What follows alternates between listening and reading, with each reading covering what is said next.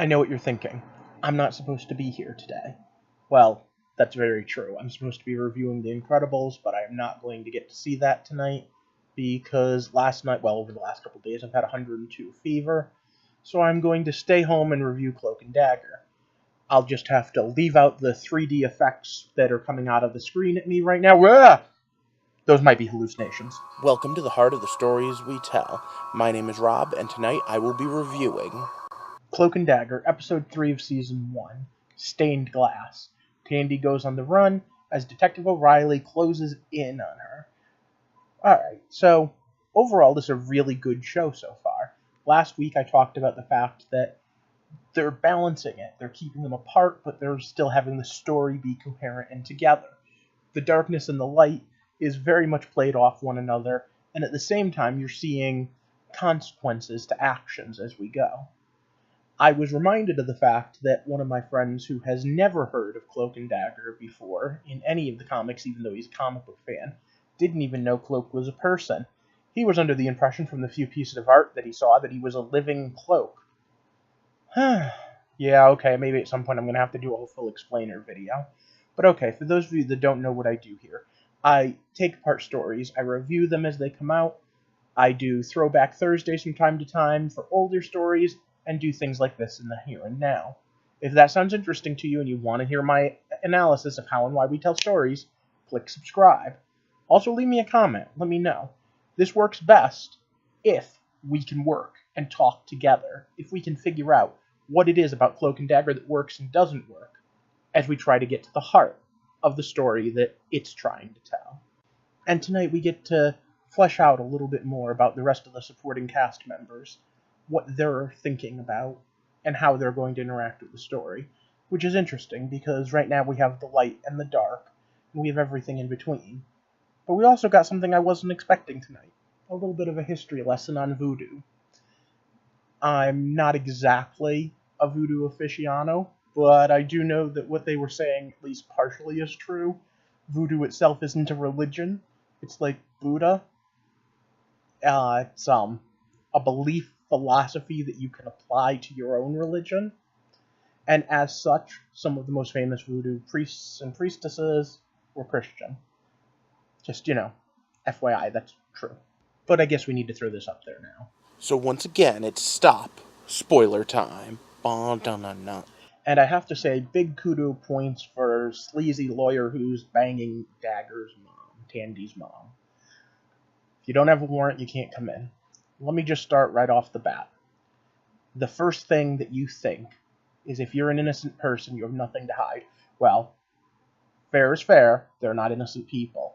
They're drug addicts, and who knows what else they have committed as crimes in that house. But at the end of the day, let's say you are 100% innocent. Don't give the police anything you don't need to. Now, if the police really are there to help, if the police are looking for something and you want to help them, by all means. But if they don't have a warrant, if you think that they're there because of something that they think you did wrong that you didn't, no, you stop. Do not enter this house. Because you don't just need to protect yourself against what you did do, but against what they might consider you to have done if they misread a situation. And with that, we're going to talk about the fact that they showcase the same thing from both point of views. The gunshot followed by the accident and what happened after the accident. And for a minute when the sirens started blaring, I really thought the fact that he had that gun was going to get him in trouble. But he got away, so okay. We're semi-okay here. But again, then it pulls into this whole just missing each other, just passing each other.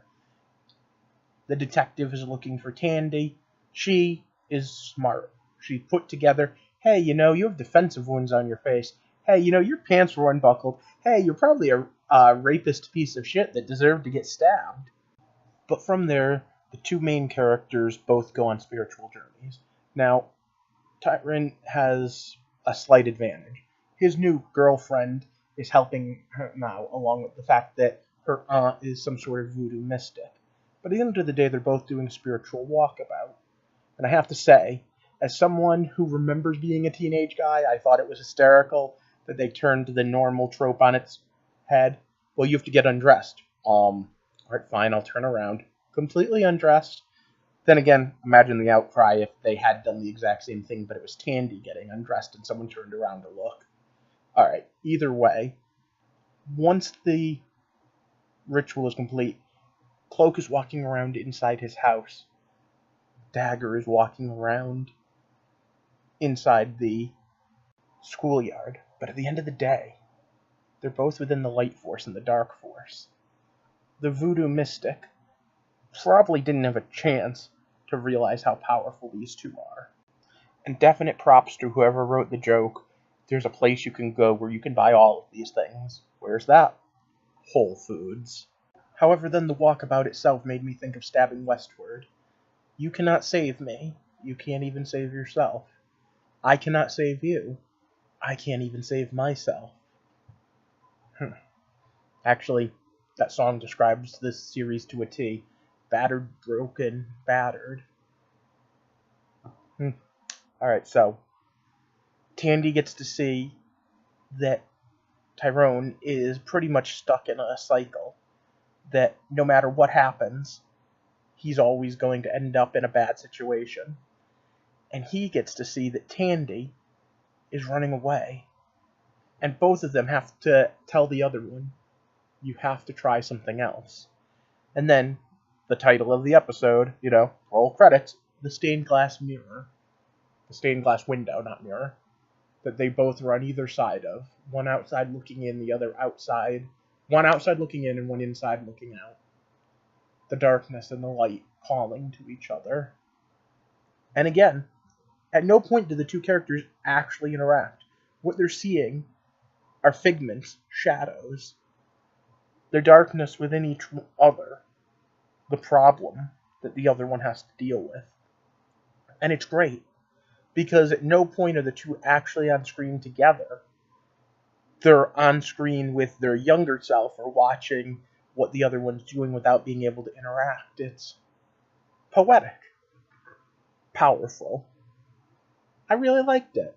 For a show about the balance of duality, they are balancing it very well. And one of the things that I like the best about that is that you're never quite sure. Are they about to interact? Are the yin and yang about to come together? Or is it just another smokescreen? Once they started, at any point, either one of them could have had a scene change in that walkabout. And poofta, they could have been together. And for a few seconds, I thought they were going to. Then again, the fact that this is all still Roxanne's doing, the fact that there's still so much mystery as to what's going on, means that there's plenty of time to do slow build-up.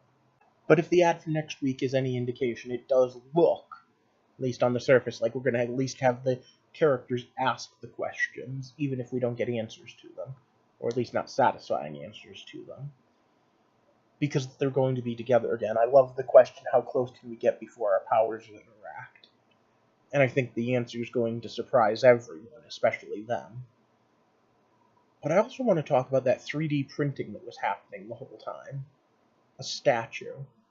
I don't get it. I kind of get it, but I kind of don't. It's one of those things where, I don't know, the subplot about the fact that the corrupt cop that we already knew was corrupt as all hell, the one who had shot Tyrone's brother, shutting down the investigation because the Good Old Boys Club, made sense. But I still don't quite understand the aunt's connection to all of this. I know that one of the commercials is playing them off as the divine pairing, but I don't know. Either way, it's still heartfelt, it's still talking about topical issues, and the heart of the story so far is still about two damaged individuals, ones who severely need each other, not just because they need them to stand there, but they need to convince the other one, you're worth it, you can stand up, we can do this together. And we'll see how that plays out, especially with the fact that, again, Roxanne is going to play a much bigger role. But alright, so I'm totally enjoying episode 3, and, well, all 3 of them. What about you guys? Let me know down in the comments below.